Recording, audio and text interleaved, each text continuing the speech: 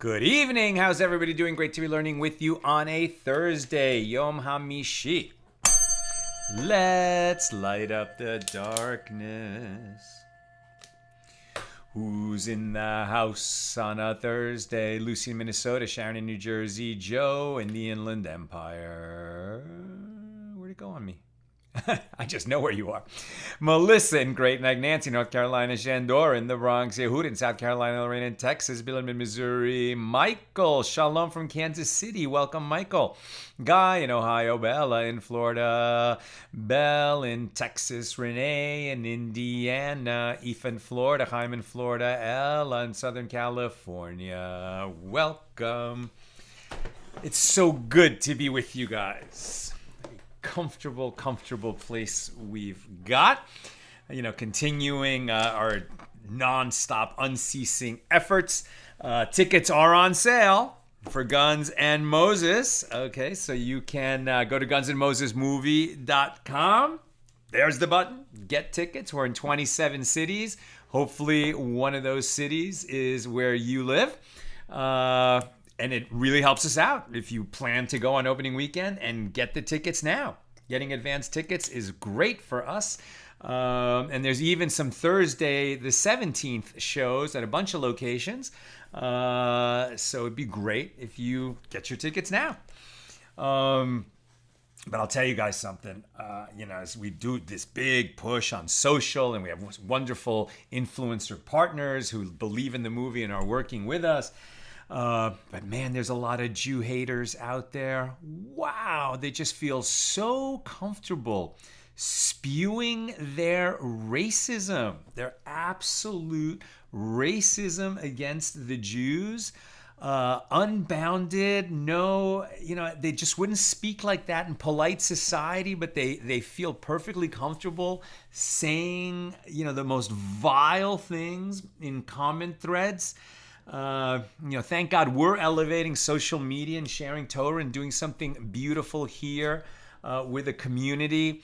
And sometimes you have to dive into the muck just to do some work, like marketing a movie. But it's just so great to come back and be here in warm company, people who are like-minded, share values, and trying to grow in wisdom and holiness. So let us open chapter 2 here in a tractate of Avoda Zara. We got a nice head start on page 22a yesterday. So as we open Mishna number 1 in chapter 2, we're already at the bottom of page 22a. And that's going to give us an opportunity to do a double daf today and get ahead. How do you like that? We're going to be ahead of the daf yomi schedule today. And it's a good thing to do because surely there will be some days in the coming days or weeks that'll be tough for me to teach just with so many responsibilities on the opening of the movie. But I won't cancel unless I absolutely have to. Okay, today's class, not the easiest material to dive in, but let's get into it. As I mentioned yesterday, The sages in their times, Talmudic times, right? So the Mishnah is up to about the year 200 of the Common Era. The Gemara closed around the year 500 of the Common Era. The Mishnah was written at the height of the power of the Roman Empire. The Gemara ends around the decline and near end of the Roman Empire. But there was a lot of vile behavior at that time. And that's why I'm often translating Gentiles as idolaters, because it's just misleading. The way we use the word Gentile now simply means a non-Jew. And so the word goy, which means a member of the nations, and really only means non-Jew. But the sages lived in a society where they were surrounded by pagans, idolaters, who were not just steeped in idolatry, which is a grave sin for all people, but all kinds of truly abominable behavior, including murder, bestiality, adultery, etc., sins that are prohibited for all people, not just Jews, but under the Noahide commandments, these are terrible sins for all people. And yet they were quite commonplace in that society surrounding the Jews at that time. And so here in this chapter, we're really learning about measures, decrees that the sages took to distance the Jews from those people, from the danger of those people around them. Now, some of these laws that were therefore passed were based on this really abominable behavior of the communities surrounding the Jews at that time. We have commentary right here from tremendous commentators like the Meiri, speaking in the 13th century, saying that by the time that he's commenting, these kinds of behaviors are not common. It's not something that we have to worry about. A non-Jew is assumed to have the same kind of moral fiber as a Jew. He doesn't have the same obligations under Torah law, but we don't suspect non-Jews of committing bestiality. We don't suspect them of being murderers. We don't suspect them of being adulterers the way they did at that time. And we can see that even in the Gemara, already that kind of behavior was certainly not universal, and they had to, say, well, when are we actually suspicious of that, and when are we not, as we shall see. Okay, bottom of 22a, Mishnah number 1 of chapter 2.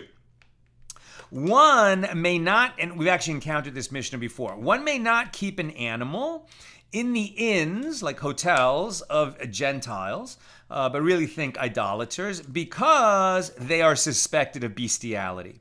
Since even Gentiles are prohibited from engaging in bestiality, a Jew who places his animal there is guilty of violating the prohibition, "You shall not put a stumbling block before the blind."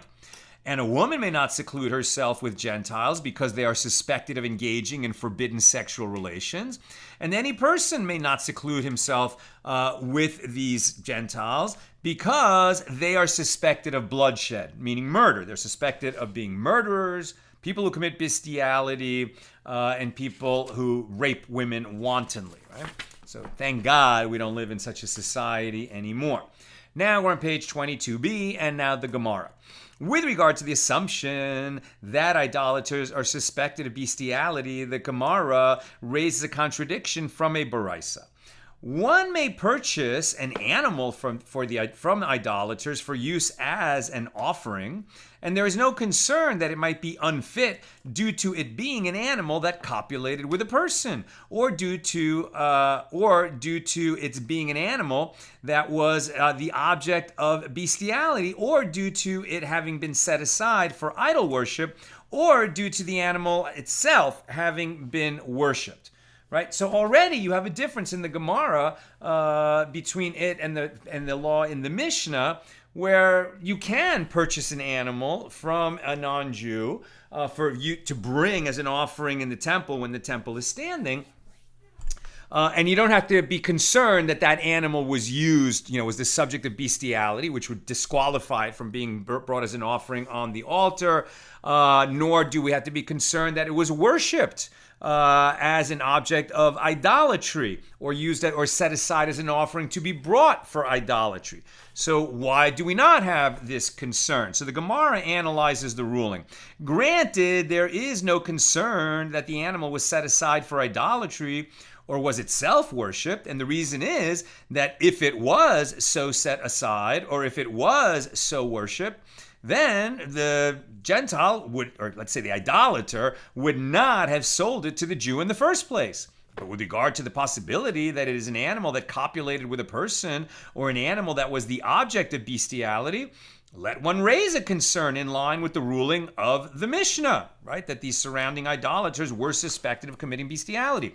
So the Gemara explains, Rav Tachlifa says that Rav Shela bar Avina says in the name of Rav, an idolater protects and thereby spares his own animal so that it will not become barren. And since an act of bestiality may cause an animal to become barren, there is no concern that the idolater engaged in immoral behavior with it. Therefore, one may use such an animal purchased from an idolater to be used as an offering, as a sacrifice in the holy temple on the altar when the temple is standing. So the Gemara asks, this works out well with regard to female animals, as they can become barren if they are the objects of bestiality. But with regard to male animals, then what is there to say? There's no danger of rendering it barren. So Rav Kahana says the idolaters also refrain from engaging in bestiality with their male livestock, since doing so deteriorates the animal's flesh, i.e. it makes them physically weaker. So it's not that we don't suspect them of bestiality, it's just that we think they're going to be, they're more, they care more about their money than their desire for bestiality, so they're not going to harm their own animals, and therefore we could purchase such an animal from them and not have this concern. So it makes them physically weaker. Okay, so rather, the Gemara raises a contradiction from that which is taught in a Baraisa. One may purchase an animal for use as an offering from their shepherd, right? Meaning a shepherd of the idolaters. And the Gemara explains the apparent contradiction. In light of the ruling of the Mishnah, let us be concerned that perhaps this shepherd engaged in bestiality with the animal, as it does not belong to him, and therefore he's not going to be concerned about lowering its value the way he would if it was the owner, and therefore it should be prohibited to purchase an animal from the shepherds of the idolaters.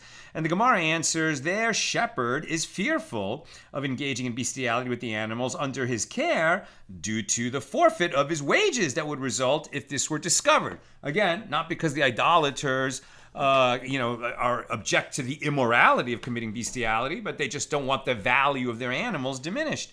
So rather, the Gemara instead raises a contradiction from that which is taught in a Baraisa. One may not deliver an animal to their shepherd, i.e. to a shepherd of the idolaters, and the Gemara explains the contradiction. Why may one not do so? Let us say that their shepherd is fearful due to the forfeit of his wages, and accordingly, one should be permitted to give him the animal and not be concerned that he's going to commit bestiality with it. And the Gemara answers, well, with regard to themselves, i.e. the idolaters compared to other idolaters, as they are aware of each other's actions, they are fearful that they may be caught and therefore will not engage in bestiality with an animal belonging to another idolater. But with regard to ourselves, the Jews, as we are not aware of them and their behavior, they are not fearful of us. In other words, if a Jew gives, these idolaters an animal to tend to or to care for, to watch over while we're away, they might commit bestiality with it because they think that the Jews are not hip to their behavior the way their fellow idolaters are, and so they think they can get away with it. And the Gemara notes that Rabbah said this is in accordance with the adage that people say, just as the stylus etches script upon marble, a sinner knows his fellow sinner, i.e., a transgressor is acutely aware of others who act in the same manner. That's very interesting. If you think about people who are just so suspicious of other people and think of all the different ways that other people can sin, why? Why are they so hip to that? Might be that they're very drawn or even committing that kind of behavior. according to this saying. Now, the Gemara raises a difficulty. If that is so, and the reason one may purchase an animal for use as an offering from an idolater is that engaging in bestiality has a negative impact on the animal, then let us not purchase male animals from female idolaters, as we should be concerned that perhaps she engaged in bestiality with it. This would not damage the animal or render it barren, and therefore there is no deterrent that would prevent this idolatrous woman from doing so. And the Gemara answers, since if she were to engage in bestiality, the animal would follow her around in public, she is afraid of others discovering her behavior. Which again, kind of interesting. If she's afraid that others will discover her behavior, at least she cares. Right? So it's almost like we're seeing that there was a time of absolute wanton immorality. And it's like the idolaters are at least moving in the direction where they're hiding this behavior and a little bit ashamed of that behavior. And then eventually, I'm sure there are people who commit bestiality in the world somewhere, but it's not the norm. And it's something that all people think is disgusting, or 99% of the people think is disgusting, and the ones who do it certainly hide it. And when there's no reason for us to suspect that any given person in the world commits this sort of behavior. So there was a change, an evolution, right, in the population of the world away from this kind of wanton behavior. The Gemara further asks, but consider that which Rav Yosef teaches. A widow may not raise a dog due to the suspicion that she may engage in bestiality with it, and she may not allow a student of Torah to dwell as a lodger in her home. Again, now the suspicion would be adultery. So granted, it makes sense that it is prohibited for her to have a student of Torah lodging in her home, as he is regarded as discreet in her eyes, so she will not be deterred from sinning with him. But with regard to a dog, since it would follow her around after she mates with it, she is afraid to engage in bestiality with it. Therefore, it should be permitted for her to raise a dog, since this fear of being thought of as that kind of a sinner will actually deter her from committing it, so we don't need to prohibit it.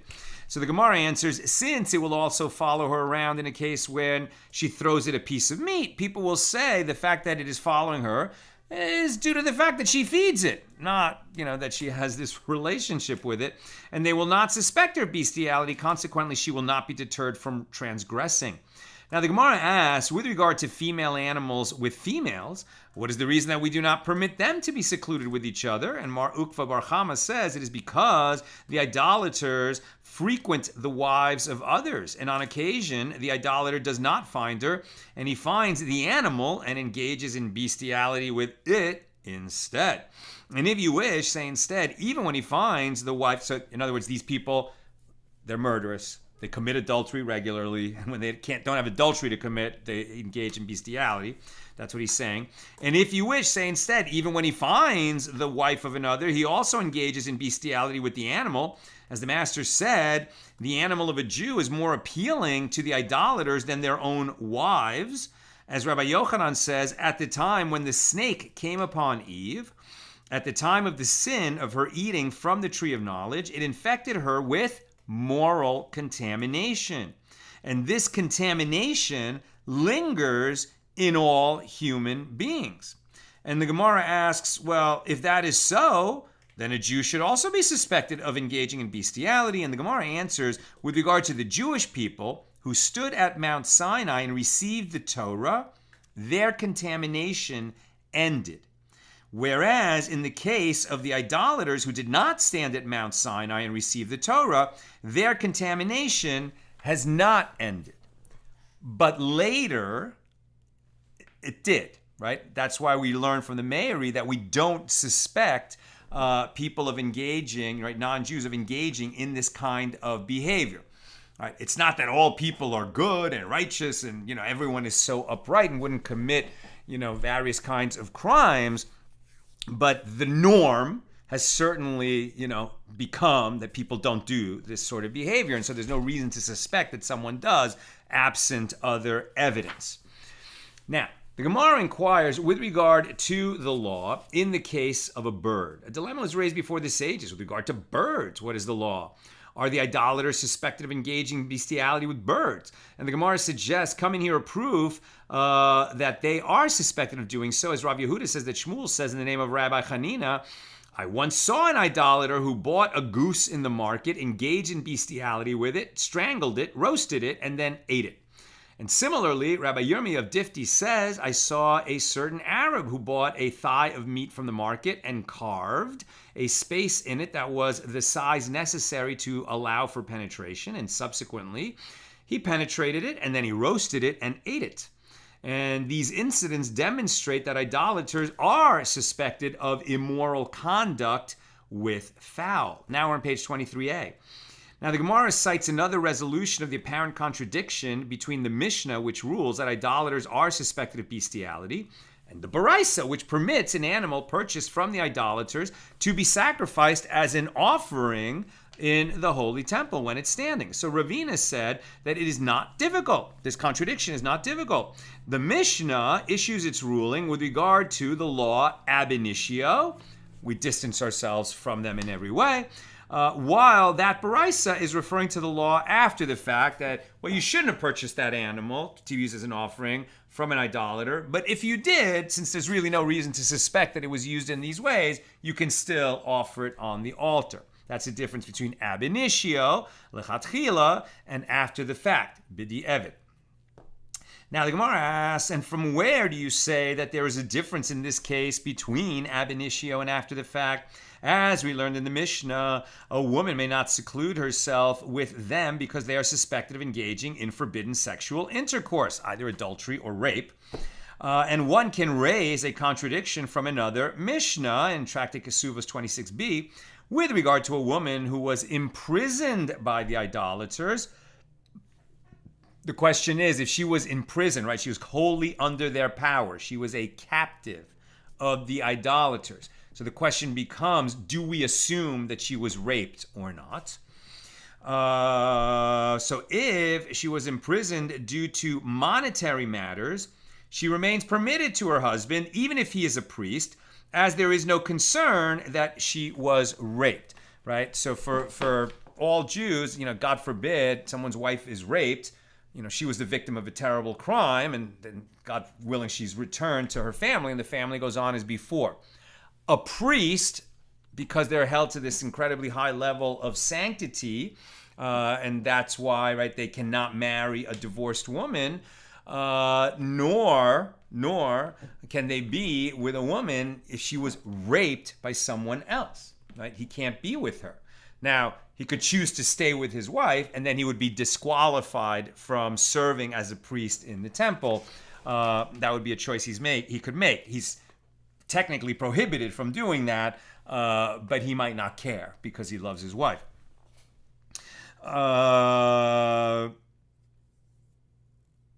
Right. So the point is, why was she imprisoned by the idolaters? If it was over a monetary matter, we don't assume that she was raped.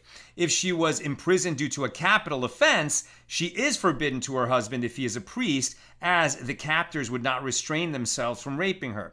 Now, the first clause of the Mishnah in Kesuvos rules that a woman who was imprisoned in seclusion with idolaters is not assumed to have engaged in intercourse with them. So this apparently contradicts the statement of the Mishnah here, which rules that a woman may not seclude herself with Gentiles.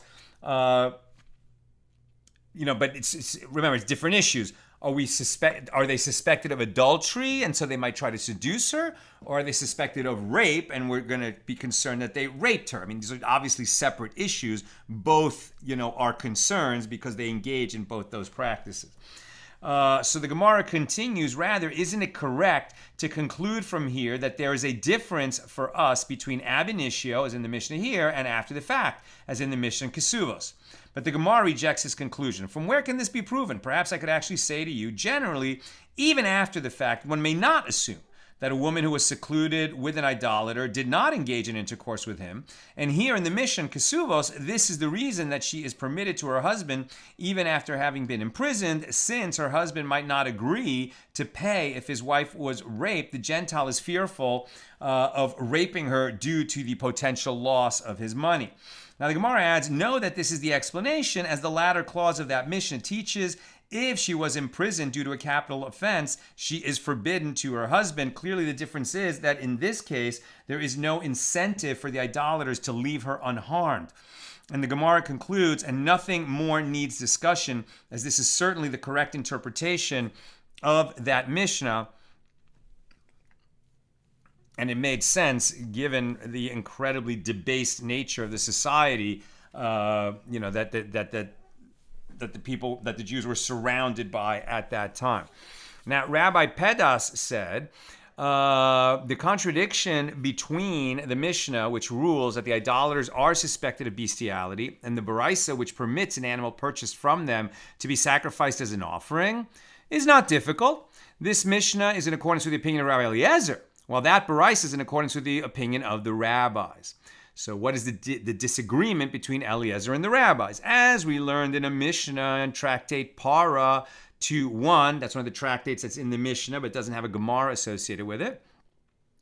With regard to the red heifer of purification, right, which we have last week in Torah portion Chukat or Chukas, the law of the red heifer, right, which there are only 9 in all of history. Pure red cow. They were slaughtered in a certain way opposite the Temple Mount.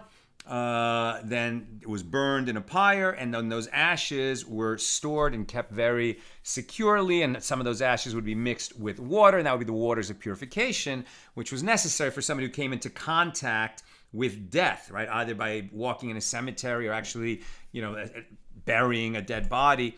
And they would have to be purified with the waters of purification before they could set foot in the Holy Temple to bring an offering. Okay, now the red heifer itself, we have various laws concerning the red heifer, including that before, it is slaughtered and burned, it has to, number 1, be pure red. Even 2 hairs that are not red would render it disqualified. Number 2, never have been used for any kind of labor, like farm labor. Number 3, it should not have been the subject of idolatry or bestiality or any of these other things that we're talking about. So let's keep reading.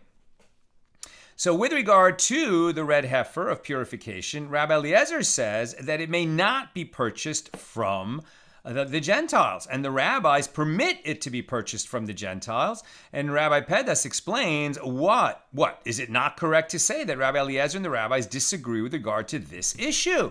That Rabbi Eliezer holds that we are concerned that a person might have engaged in bestiality with the animal, and the rabbis hold that we are not concerned that a person engaged in bestiality with the animal. So what would be a reason that we're not concerned that they would have done that?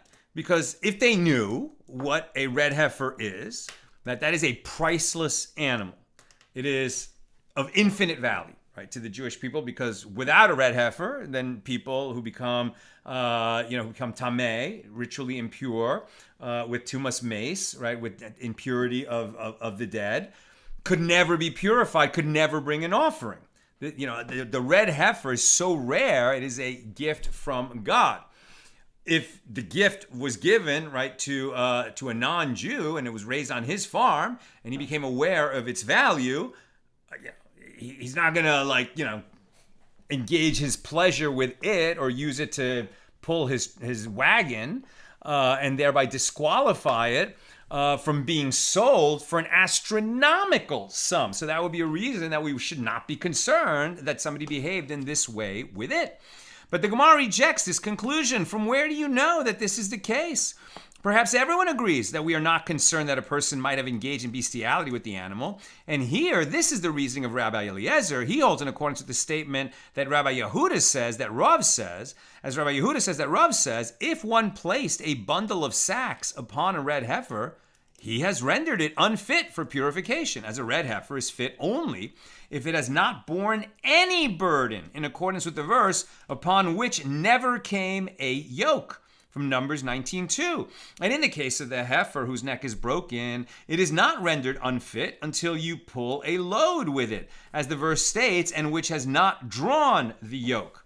So the Gemara explains, one sage, Rabbi Eliezer, holds a red heifer purchased from an idolater cannot be used for purification because we are concerned that it might have been used for labor, maybe perhaps before he realized how valuable it was. To him, it was just a cow, and he used it for some labor on his farm. And one sage, the rabbis, hold, we are not concerned that the idolater used it for labor. Accordingly, the disagreement in that Mishnah does not relate to a concern with regard to bestiality, but rather, was it used for labor or not? And the Gemara responds, no. It cannot enter your mind that Rabbi Eliezer prohibits purchasing a red heifer from an idolater due to the concern that he might have placed sacks upon it, as due to the slight convenience of placing a bundle of sacks upon the heifer. The idolater will not forfeit the potential to earn a great deal of money, which he can obtain by selling the heifer. This assumes that he knows that it's worth that, right? The Gemara counters, well, so too, let us say that due to the slight pleasure of engaging in bestiality with an animal, the idolater will not forfeit a great deal of money, which he can otherwise obtain by selling the heifer. And the Gemara responds there, with regard to bestiality, his inclination overcomes him. And he is apt to engage in bestiality with the heifer, despite the fact that he knows it to his disadvantage to do so, because the evil inclination is strong. The Gemara suggests, and perhaps everyone agrees, that we are not concerned that a person might have engaged in bestiality with the animal. And here, this is the reason that Rabbi Eliezer, in accordance with that which Sheila taught, as Sheila taught in a Baraisa, what is the reason of Rabbi Eliezer? The verse says, Numbers 19:2, speak unto the children of Israel that they take to you a red heifer. And this teaches that the children of Israel take the red heifer, but idolaters do not take the red heifer. So according to this, if the red heifer wasn't born unto a Jewish owner, it's already disqualified because of that verse. And the Gemara answers, it should not enter your mind to say so, as the latter clause of that same Baraisa teaches.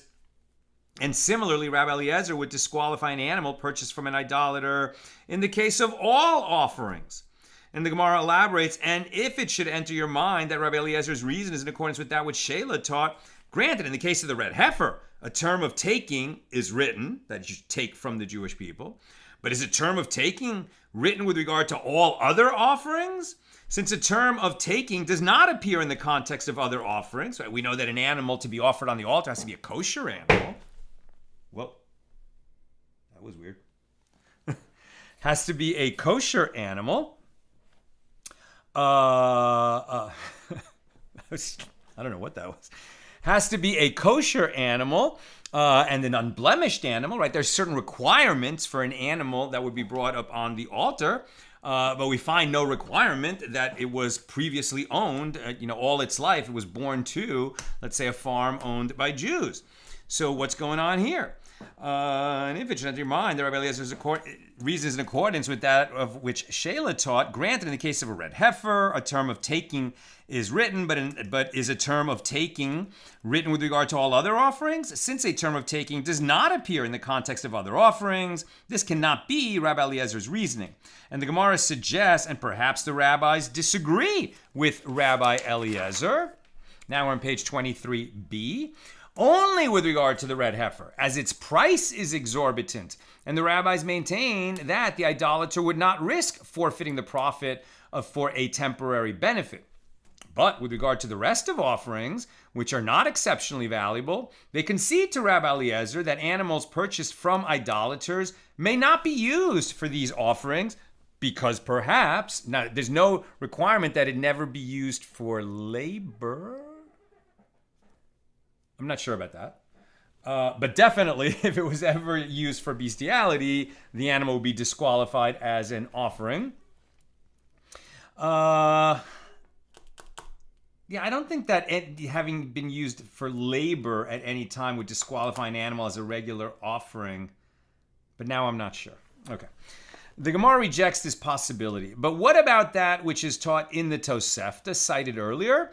One may purchase an animal from idolaters for use as an offering. In accordance with whose opinion was this taught? It is not the opinion of Rabbi Eliezer, nor the opinion of the rabbis.